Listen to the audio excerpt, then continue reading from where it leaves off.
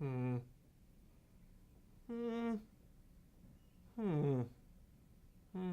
Oh, I am so sorry. Hi, I'm Joel Anderson, and welcome to Invested, where you can get all of the tips, tricks, and techniques that you need about investing. And by the way, make sure you subscribe down below to make sure you get all of those tips and tricks for the future. Today, we're going to be comparing Alphabet, which is Google by the new name that they decided on, and Facebook, and which one might be the better stock to buy. Though really what we're doing by doing this is digging into what's known as fundamental analysis, which is a way of analyzing stocks that focuses completely on just the numbers. You know, it throws everything else out and says, hey, based on paper, which company makes for the better investment. There's a whole bunch of different statistics that various investors use when they're looking at different stocks. We're going to go over some of just the basic ones today to give you a sense of sort of how the professionals do this and how you at home might do it for yourself as well. So the first thing we're going to talk about is price ratios, the most common of which is PE ratio. The PE stands for price to earnings, and it's at a very basic level, it's a ratio of the price of a stock to the amount of profit per share that company had in its last 12 months. Put more simply, your PE ratio is basically how many dollars of share price are you spending to get $1 of profit that the company is actually making. Obviously, lower tends to be better because then you're getting more value for your dollar when you're buying stocks. Value investors, for instance, are very much keying in on different price ratios. PE ratio is the sort of most notable one and the one that people tend to look at the most, but there is also PS ratio, which is price to sales. That compares share price to revenue per share. There's price to cash, PC ratio. That's price to how much cash they're holding in their assets per share. There's a whole bunch of these. Those are just a few of them. So going back to our little example here we're using, over here we have Alphabet, Google, which they have a PE ratio of about 41 at the time that we're recording this. Worth noting that those change, every day the price changes, so check in yourself. And then over here, when we're looking at Facebook, look at that. Oh man, that one's way lighter. That's because Facebook is at about 20 for its PE ratio. That's like half of Google. So if you're asking which stock is a better value buy based purely on how much the profit they have, it's going to be Facebook by a long shot. All right, moving on. The next thing we're going to take a look at is, what is the next thing we're going to take a look at? Margins, right, okay.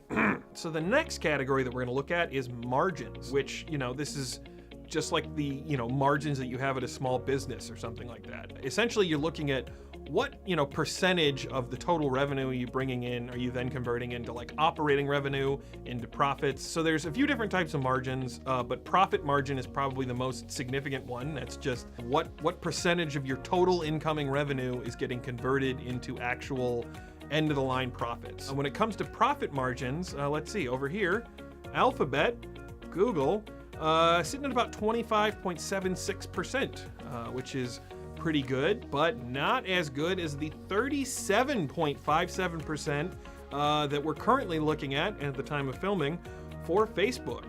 So once again, and this might tie into why their PE ratio is lower, Facebook doing a much better job at converting all of their revenue into actual profits than Google is. So based on that, once again, Facebook would be your winner. Next thing we're going to look at is another couple set of ratios. There's return on equity and return on assets. Very similar sort of things, but also really important things when you're looking at how efficiently a company is using its resources at its disposal and turning those into actual profits for the company. So in both cases, you simply take a full year's profit and then you divide it by, in the case of equity, shareholder equity, and assets, the total number of assets. Now, shareholder equity, you would already know what that is if you had watched our last Invested video on how to read a balance sheet. And so what this is basically a comparison of the profitability of a company as compared to the stuff that it owns. If you're looking at two different companies and they both have annual profits of $5 billion, you might think, roughly the same.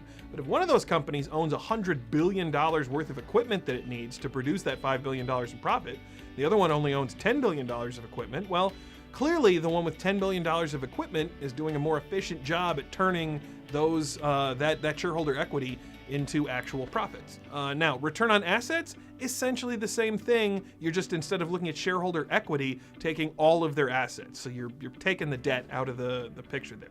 And let's go back to our little example here and look at this. Google over here is sitting on an 11.48% return on equity. Not bad, but that is less than half of the 25.73% return on equity produced by Facebook. So once again, Facebook is our winner. Return on assets, that does not change much. Google's sitting at 9.38 and Facebook's sitting at 17.82. So based on return on assets and return on equity, Facebook, once again. Yeah, so as some of you might have noticed, in terms of fundamental analysis, at least using the metrics that we've used here, Facebook looks like a much better buy. So why are people out there investing in Google? Well, it is important to understand that we are just scratching the surface here, okay? Both on fundamental analysis, because there's a lot of other different metrics that are contributing to your fundamental analysis, and in just analysis in general, because fundamental analysis is just one subset of the ways that you can compare different stocks.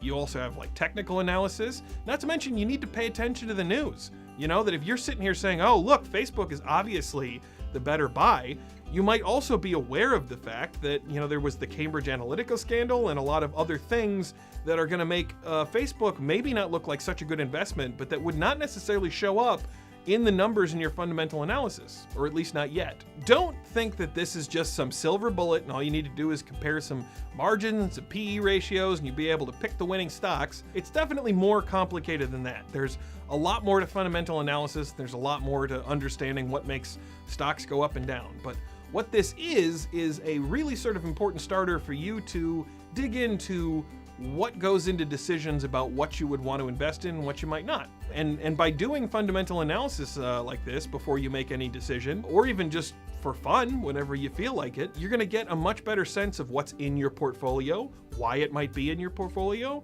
what sort of important functions that it might serve in terms of what you're looking to get out of your portfolio. You know, there's a lot going into it, and the more you understand about this, the more informed and the more educated you're going to be when you go out to make decisions like this. And with that, we come to a close on our final invested video for 2018. Yeah, thank you. Yes, we're all very, very happy. So we want to reach out to you, the viewers, and get a better sense of what it is that you want to know about investing. Maybe it's a subject that you just don't understand at all, or one that you're familiar with but want to dig deeper on. Maybe it's something you know everything you need to know about, but you just want to hear me talk about it. Whatever it is, put it in the comments down below. We will look at them and we will make sure that that subject comes up in one of our future videos in 2019. So, Happy New Year, and enjoy yourself.